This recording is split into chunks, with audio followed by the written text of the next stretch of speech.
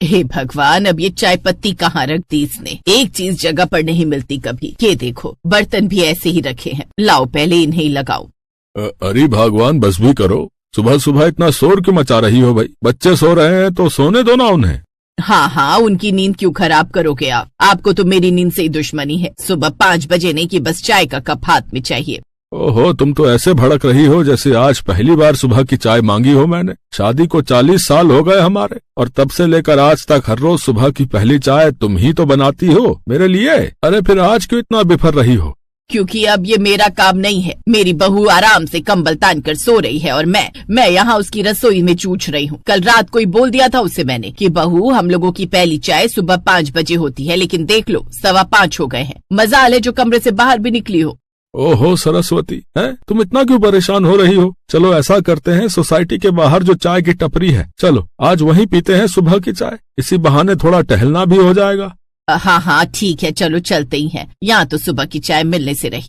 ये कहकर सरस्वती ने गैस पर चढ़ाया हुआ पैन उतारा और उसे जोर से स्लैब पर पटक दिया और फिर गुस्से से भनभनाती हुई रसोई से बाहर निकल आई। ठीक उसी वक्त घर के दूसरे कमरे में सरस्वती की बहू रश्मि अपने पति विवेक से, विवेक प्लीज मम्मी जी को जाके बोलो ना थोड़ा शांत रहने को। विवेक उठो ना प्लीज। किसको? मम्मी को? ना बाबा ना, मैं तो सीधा ऑफिस जाने के लिए निकलूंगा कमरे से बाहर। मम्मी जिस तरह से बर्तन पटक रही हैं, मतलब साफ है कि वो बहुत गुस्से में है। गुस्से में? पर क्यों? आखिर प्रॉब्लम क्या है? अब क्या बताऊं उनकी प्रॉब्लम, तुम ना ही जानो तो बेहतर है। अरे ऐसे क्यों बोल रहे हो? बोलो ना क्या बात है। अगर मेरे से कोई प्रॉब्लम है तो मैं सॉल्व करूंगी ना। नहीं कर पाओगी। तुम्हें याद है कल डिनर के बाद मम्मी ने क्या कहा था तुमसे? हाँ, यही कि आगे से डिनर में सब्जी रोटी बनाया करो। और उसके बाद?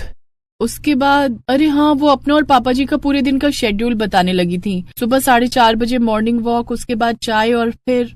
हाँ बस यही उन्होंने सब कह दिया था तुमसे। मॉर्निंग वॉक के बाद चाय तुम्हें बनानी थी मम्मी पापा के लिए। सुबह 5 बजे चाय मुझे बनानी थी? ओह गॉड, मैंने तो सोचा ही नहीं। सोचना पड़ेगा रश्मि, थोड़ा एडजस्ट कर लो प्लीज मेरे लिए। मुंह हाथ धोकर वो जैसे ही कमरे से बाहर निकली तो उसने देखा उसकी सास सरस्वती घर के मेन गेट की तरफ जा रही थी। मम्मी जी, आप और पापा जी मॉर्निंग वॉक पर जा रहे हैं? अच्छा है, आप लोग हो आइए, तब तक मैं चाय बना लेती हूँ। अच्छा, ब्रेकफास्ट में क्या बना लूं? जो मर्जी में आए वो बना लो। वैसे भी यहाँ सब कुछ तुम्हारी मर्जी से ही तो हो रहा है। हमारा क्या है, जैसे रखोगे वैसे रह लेंगे। और हाँ, चाय बस अपने विवेक के लिए ही बनाना। हमारा चाय पीने का टाइम तो निकल गया। सॉरी मम्मी जी, मैं कल से। रश्मि अपनी बात पूरी कर पाती उससे पहले ही सरस्वती मेन गेट से बाहर चली गई। रश्मि से नाराज रहने के पीछे सरस्वती के पास कई वजहें थी, जैसे कि विवेक और रश्मि की लव मैरिज, और इस सबसे ज्यादा रश्मि का मॉडर्न और खुले विचारों का होना सरस्वती को बड़ा खल रहा था। दरअसल विवेक के माता पिता सरस्वती और केदार इससे पहले चंडीगढ़ में रहते थे और विवेक की शादी के बाद अब उसके साथ मुंबई में उसके फ्लैट में शिफ्ट हो गए थे। और फिर वाह रश्मि, ब्रेकफास्ट बहुत बढ़िया है। और ये चाय? चीनी थोड़ी कम है चाय में और पकाई भी कम है। और विवेक, तुझे तो मैंने सब कुछ सिखाकर भेजा था मुंबई, तू कुछ कहता क्यों नहीं इसे? ये कोई नाश्ता है? बस डबल रोटी के 2 टुकड़े जिनके बीच में कच्ची सब्जियां भरती हैं। भूल गया कैसे आलू के, गोभी के, पनीर के ये मोटे मोटे पराठे बनाकर खिलाया करती थी मैं तुझे नाश्ते में, वो भी गर्मा गर्म। हाँ माँ, लेकिन तब की बात अलग थी। अब थोड़ा फिट रहना पड़ता है तो उसी के हिसाब से डाइट भी लेनी पड़ती है ना। और फिर रश्मि को अपना काम भी तो करना होता है। वर्क फ्रॉम होम जरूर है उसका, लेकिन मम्मी सच बताऊं तो उसका वर्कलोड मुझसे भी कहीं ज्यादा है। हाँ तो मैं कब कह रही हूँ कि सारा दिन रसोई में लगी रहे, लेकिन कम से कम सुबह की चाय और नाश्ता तो ढंग का हो, वरना इतना पैसा कमाने का भी क्या ही फायदा। हर बीतते दिन के साथ रश्मि के लिए उसकी सास सरस्वती के मन में खटास बढ़ती जा रही थी, क्योंकि रश्मि भले ही उससे बहस ना करती हो, लेकिन सरस्वती के हिसाब से ढल पाना उसके लिए मुश्किल था। फिर एक दिन, हाय मर गई मैं तो। अरे ओ विवेक के पापा, यहाँ आओ जल्दी। मेरा तो पूरा हाथ ही जल गया जी। ओहो, अरे तुम भी ना सरस्वती, मैंने मना किया था ना चाय बनाने को, तो फिर क्यों आई किचन में? अच्छा तो क्या करूं मैं, तुम्हारी बहू की तरह कुंभकर्ण बनकर मैं भी सोई रहूं? अरे इतने सालों की आदत है सुबह 5 बजे चाय पीने की, अब इन लोगों के लिए वो भी छोड़ दे क्या? शोर सुनकर विवेक और रश्मि भी अपने कमरे से बाहर आ चुके थे और सब कुछ सुन भी चुके थे। माँ चलो, मैं अभी आपको हॉस्पिटल लेकर चलता हूँ। नहीं, मुझे नहीं जाना हॉस्पिटल। तू ऐसा कर, मुझे और पापा को अभी के अभी शीतल के घर छोड़ा। अरे पर माँ, शीतल दीदी को क्यों परेशान करना, हम है ना। अरे शीतल मेरी अपनी बेटी है, मेरा खून है, वो मेरी सेवा करने में परेशान नहीं होगी कभी। हाँ बेटा, मुझे लगता है तुम्हारी माँ ठीक कह रही है। वैसे भी शीतल के यहाँ जाना तो है ही, और फिर दामाद जी खुद डॉक्टर हैं, तो सरस्वती का हाथ तो वो खुद देख लेंगे। हालात को समझते हुए विवेक और रश्मि ने इसके आगे जिद नहीं की, और फिर कुछ घंटों के बाद बस 1 हफ्ते में आपका हाथ ठीक हो जाएगा। वैसे अब इस उम्र में आपको रसोई से दूरी बना लेनी चाहिए मम्मी जी। हाँ लेकिन अब क्या करे दामाद जी, हर बहू मेरी बेटी की तरह तो नहीं होती ना। आजकल की लड़कियां तो बस पटर पटर अंग्रेजी बोलकर आसमान पर चढ़ बैठी हैं। घर गृहस्थी संभालना, बड़ों का सम्मान करना, ये सब अब सिखाता ही कौन है अपनी बेटियों को।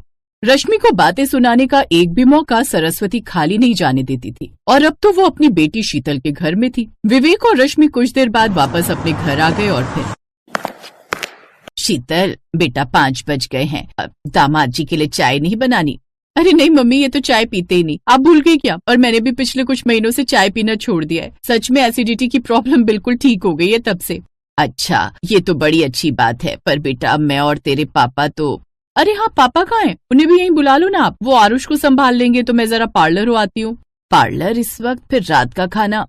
अरे डिनर तो हमारे यहाँ बहुत हल्का बनता है, बस सूप या फिर दलिया, और उसके लिए मेड आएगी ना। हैं, दलिया बनाने के लिए भी मेड आएगी? हाँ मम्मी, जब से इन्होंने अपना क्लिनिक शुरू किया है तो काम बहुत बढ़ गया है। मैं इनका अकाउंट सेक्शन संभालती हूँ, तो मैंने दोनों टाइम के लिए मेड ही लगा ली है। ब्रेकफास्ट और लंच वो सुबह ही बना जाती है, और डिनर अभी थोड़ी देर में बना जाएगी। चलो पापा को तो टाइम लगेगा शायद, मैं चलती हूँ। सरस्वती हैरान थी ये देखकर कि उसकी बेटी तो उसकी बहू से भी कहीं ज्यादा मॉडर्न है। और फिर अगली सुबह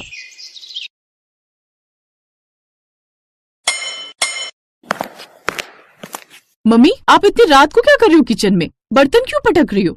रात कहाँ बेटा, सुबह के 5 बजने वाले हैं, तो तेरे पापा और मुझे। ओफो मम्मी, ये आपकी चंडीगढ़ की पुरानी सोसाइटी नहीं है, ये मुंबई है। यहाँ 8 बजे से पहले सुबह नहीं होती, तो प्लीज आप भी जाकर सो जाइए और हमें भी सोने दीजिए। ये कहकर शीतल गुस्से में अपने कमरे में चली गई, और सरस्वती कुछ पल बिना कुछ बोले वहीं खड़ी रही। और फिर उसी शाम,